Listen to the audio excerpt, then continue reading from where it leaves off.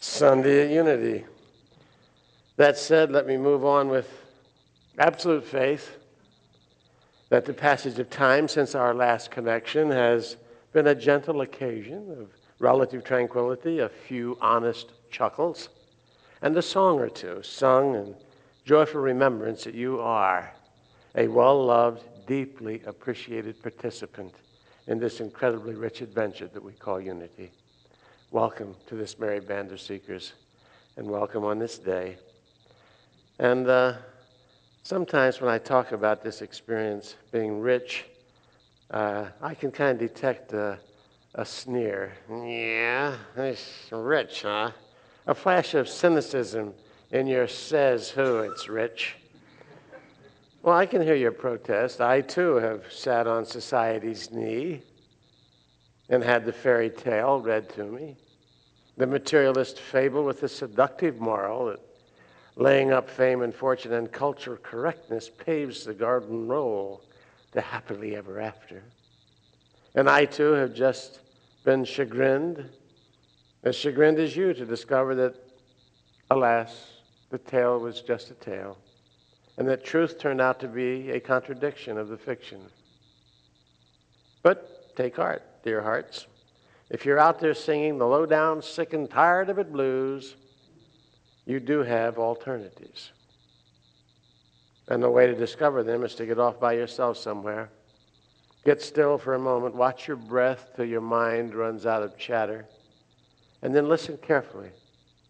And after coming apart for a while, you're going to hear a supremely assured, still, small voice speaking to you from the secret place of the Most High, gently reminding you that we do not live by bread alone, but by every word that proceedeth out of the mouth of God. Let your mind play with that radical insight for 40 days and 40 nights, and you'll begin to see ever so clearly that your feelings about the quality of your earth life have precious little to do with your ability to exercise dominion over the material domain, including how folks choose to behave in your presence. Cultivate the heart of that insight into consistent mindfulness, and your relationship with the world of form will mature into the don't worry, be happy genius of Alfred E. Neuman. You remember Alfred, I hope. He's my hero. Don't worry, be happy. Remember, Jesus had the temptation game run on him too. The only difference being, unlike most of us, he didn't buy into treasure hunting at the three-dimensional level. He was committed to far bigger game. He was intent on cornering a market all right, but he dealt in the awakened commerce of love and peace and joy and contentment, leaving the rat race for bucks and power and being right to the less insightful. He knew ever so clearly how foolish it was to lay the foundation of a peaceful, content life on the shifting sands of human behavior and endless episodes of acquisition and accumulation. He knew, because he had that clear vision that no longer denied the impermanence of everything that occurs in space-time. He let us know in his own inimitable way that rust and dust simply don't make it as the cornerstone for something as enduring as God's eternal peace and love and joy. Nope, we shall not live by bread alone. Mass ignorance of the wisdom contained in that revelation explains why so many of our brothers and sisters aren't living in any kind of truly fulfilled sense, especially, it seems, in the highly industrialized, super competitive, authoritarian cultures that have bread and morality coming out of their ears. If that sounds like a familiar society, I would leave that to you. Even a cursory look at our society quickly reveals that in addition to a dazzling array of stuff and highly refined codes of religious, social, political, legal, and economic correctness, we must also acknowledge intolerable levels of ignorance and bigotry. Cruel bigotry justified by a child's skin color or ethnic origin or religion or gender or sexual orientation or economic class or political persuasion, ad infinitum, ad nauseum. A tragic ignorance of lethal indifference it is that makes it tough for anybody to taste the sweet nectar of God's cup of existence. It's a rare event indeed to encounter a being who is not living a life of quiet desperation, hauling around a heart playing out its drama in a theater of unfulfilled longing. Billions of God's children dealing with hearts full of fear and hostility and disappointment, seeking refuge from their despair in distractions like alcohol and Prozac and cocaine and pot and meth and caffeine and nicotine and work and sex and TV, and yes, golf too.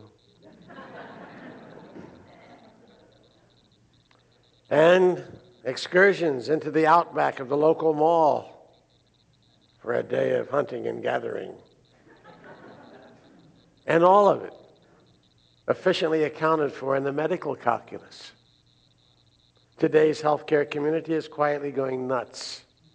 In spite of a diagnostic and therapeutic armory that staggers the imagination, not to mention demolishing our pocketbooks, they aren't even close to keeping up with epidemic levels of emotional illness and chronic degenerative psychosomatic diseases that are the inevitable human byproduct of social value systems that insist on confusing high levels of consumption and being right with high standards of living.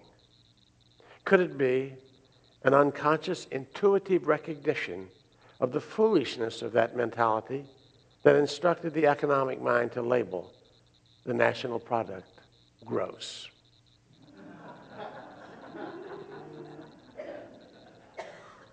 The most recent guesstimate of the Surgeon General's office, for example, puts about 70 million Americans in the potentially hypertensive category. And that's about right on with the straw poll I take at our local Kmart's free pressure checker. Any of you use those? You stick your arm in it, push a button. Holy shit. See him getting up?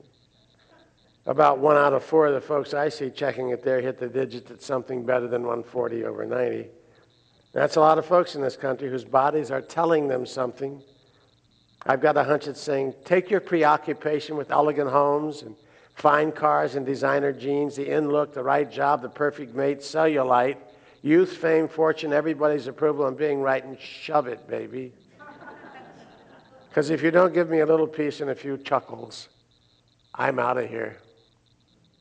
I'm thinking that we've come to a point in our evolutionary journey where it can be fairly said that no one is truly dedicated to the quest for peace and planetary harmony unless she or he is working primarily for the restoration of wisdom to the way of life they embrace, thus encourage as a planetary model. And what is this wisdom that needs to be restored? It's the wisdom of a Jesus saying man does not live by bread alone. It's the wisdom of Gandhi observing earth provides enough to satisfy everybody's needs, but not enough to satisfy everyone's greed. It's a discriminating awareness that can tell the difference between real needs and artificial wants and chooses the joy and the quiet dignity of voluntary simplicity as way of life. And it's the courage to give up the familiar for the unknown, the old wine for the new, the treasures on earth for a yoke that is easy, a burden that is light. Light and easy. The only way to travel, folks. Hitch your life to a way of living that measures human worth by the sparkle in your eye, the song in your heart, and the wisdom to say, thank you, Father, for the blessing the moment contains. Walk that road for a while, and you'll never question the richness of your life again. You'll know what Thanksgiving is all about, too, but that's another story, and that comes a little later. God bless you. Thank you for listening. Peace be with you.